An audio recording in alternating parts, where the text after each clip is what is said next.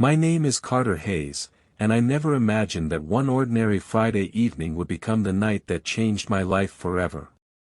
Looking back now, I realize the truth had been standing right in front of me for months. But love has a strange way of convincing people to ignore the warning signs they desperately need to see. Friday evenings had always been peaceful inside our home. But this one carried a silence that felt different from anything I'd experienced before. I watched my wife, Madison, carefully adjust the final details of an elegant outfit she'd never worn before, and an uneasy feeling settled deep inside me, because she looked like someone preparing for a special evening, one that had nothing to do with the explanation she was about to give. Madison smiled without warmth, slipped on a sparkling pair of earrings, picked up her purse, and told me she was spending the evening with a few girlfriends who wanted to relax after a stressful week. Her voice sounded perfectly rehearsed. Every movement looked almost too polished. It made me wonder why someone heading to an ordinary gathering looked like she was walking into the most important night of her life. She walked toward the front door, paused for just a second, and casually said not to wait up. She'd probably spend the night at her friend Nicole's if everyone decided to keep the party going. Before I could respond, she flashed another carefully practiced smile, closed the door behind her, and disappeared into the cool Denver evening, leaving behind a silence heavier than any argument we'd ever had. I stood by the living room window long after her car disappeared around the corner, trying to convince myself I was simply overthinking another ordinary night. Deep down, though, I knew my instincts had been warning me for months, through late work meetings, secret phone calls, sudden changes in routine, and countless moments where Madison guarded her phone like it held a life she never wanted me to discover. Instead of distracting myself with television or work, I poured a glass of water and sat alone in the dark, replaying every strange moment that had slowly chipped away at the trust we'd spent years building. I remembered the unfamiliar perfume on her clothes, the unexplained credit card charges, the distant look in her eyes whenever I asked simple questions. I realized, finally, that the answers had never really mattered. The silence between them had already said more than words ever could. Around 9 that evening, my phone buzzed. A message from Madison. The girls had decided to keep celebrating. She'd stay at Nicole's until morning. I should get some sleep and not wait for her. The words looked ordinary on the screen. But something about them felt hollow, like they'd been written only to create distance, not offer reassurance. I stared at that message for several minutes before opening the location-sharing app Madison believed she'd disabled weeks earlier, never realizing the connection had never actually been removed from my account. My heart went strangely calm the moment her location appeared across town, outside an upscale rooftop restaurant overlooking the Denver skyline. Nicole lived nearly 40 minutes away, in the opposite direction. I didn't feel anger, or even panic. As the truth slowly settled in, disappointment had already replaced both, long before that night arrived. Instead of confronting her right away, I quietly picked up my car keys. If my marriage was truly falling apart, I wanted the truth to reveal itself on its own, without excuses, without shouting, without giving anyone another chance to rewrite reality. I parked across the street, where the restaurant entrance was clearly visible but far enough that no one would notice me sitting there in the dark. Nearly 20 minutes passed before Madison stepped onto the sidewalk, laughing in a way I hadn't seen from her in months. The man walking beside her looked far too comfortable, close enough to brush against her shoulder. He was dressed in a tailored navy suit, carrying himself with the kind of confidence that made it look like he belonged beside my wife instead of me.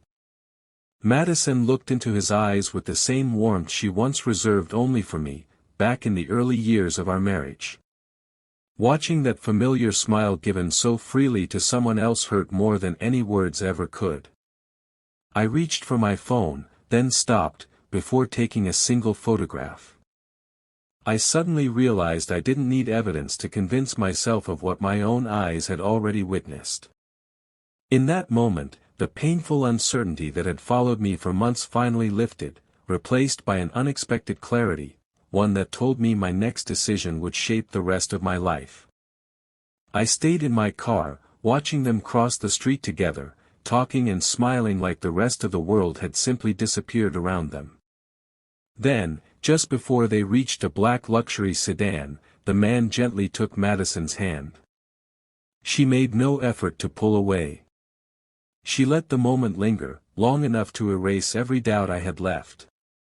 For a few seconds, I closed my eyes and remembered the promises we'd made on our wedding day, believing loyalty would always be stronger than temptation, believing honesty would guide us through whatever life put in our path. Those memories felt painfully distant now, because the woman I'd trusted with my future was choosing someone else, while believing I was sitting at home, simply waiting for her return. Instead of following them, instead of making a scene, I quietly started the engine and drove away with a calm that surprised even me. I finally understood, real strength isn't found in shouting, or begging, or seeking revenge. It's found in having the courage to walk away from people who gamble with your trust, and expect to be forgiven every single time. By the time I got home, the pain had settled into a quiet determination, one that felt stronger than anger ever could. I walked through the front door, set my keys on the counter, and started gathering the important documents I'd need, knowing that the hardest decisions are often made in complete silence. Close to midnight, another message came in. Madison said everyone had fallen asleep after a movie, and she'd come home early the next morning with breakfast, to make up for being away. I read it twice, then set the phone aside.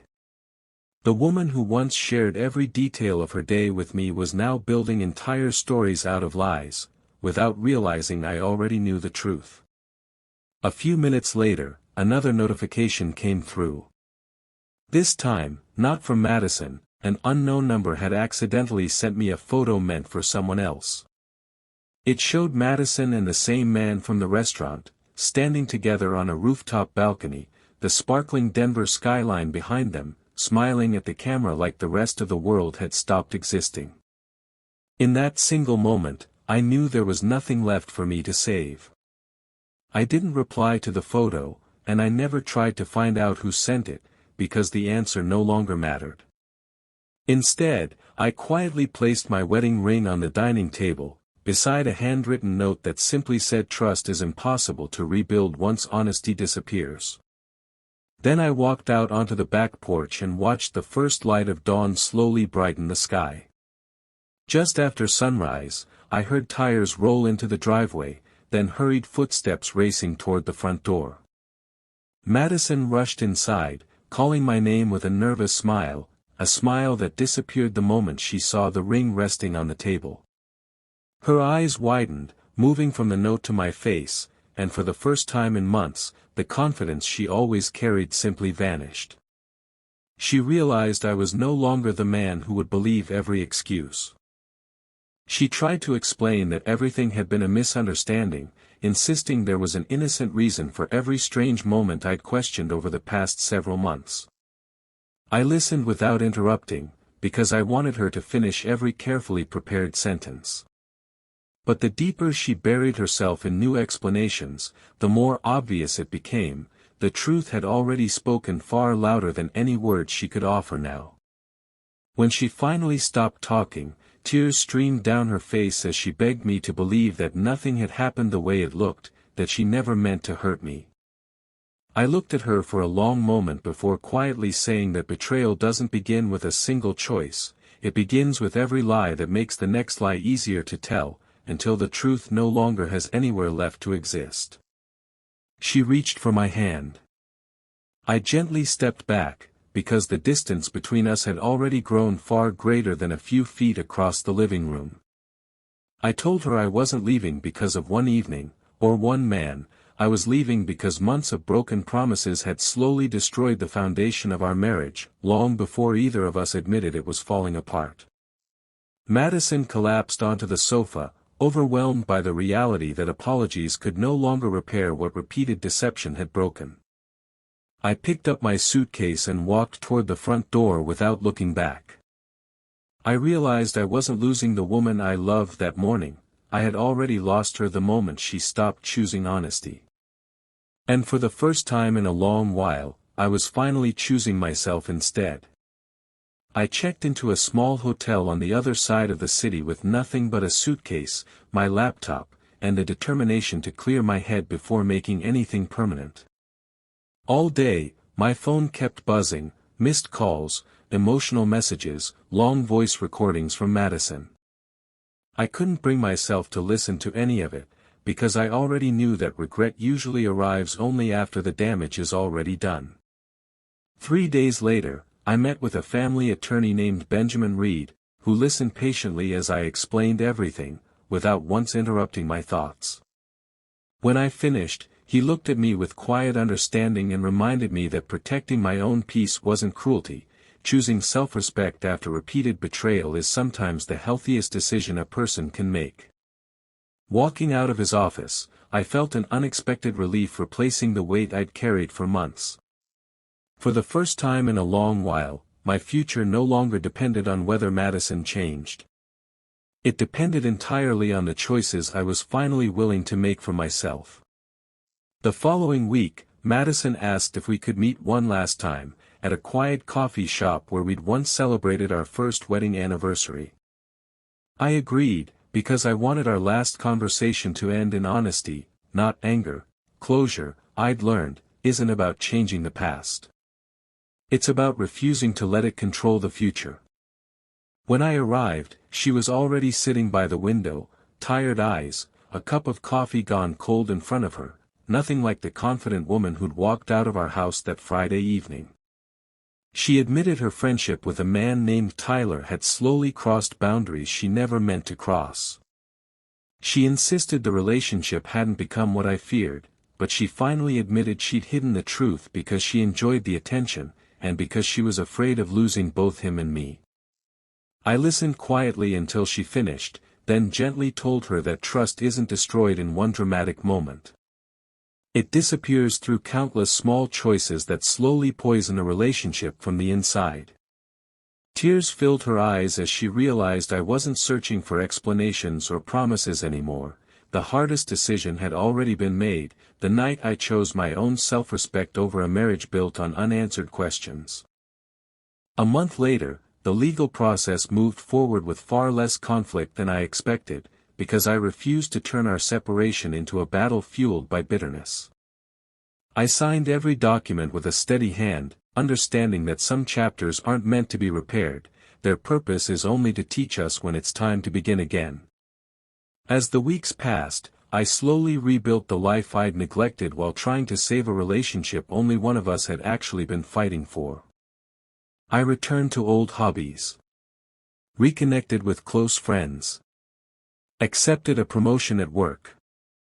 I realized the energy I had spent worrying about someone else's choices could finally be invested in building a better future for myself. One evening, I ran into an old mutual friend who quietly told me Madison deeply regretted everything, that she'd admitted losing the one person who had loved her with complete honesty. I wished her peace, in my heart. But forgiveness no longer meant inviting her back into my life. It simply meant refusing to let yesterday keep stealing the happiness I'd worked so hard to reclaim. Several months later, I stood on a quiet mountain overlook just outside Denver, watching the sun disappear beyond the horizon, realizing the ache I once carried had finally been replaced by peace. The memories hadn't vanished. But they no longer controlled my thoughts, because every difficult experience had quietly shaped me into someone who understood. Self-respect has to come before the fear of being alone. Sometimes people ask me why my marriage ended, and I just smile, because not every lesson needs a long explanation for someone else to understand its value. I tell them love can survive distance, hardship, even failure.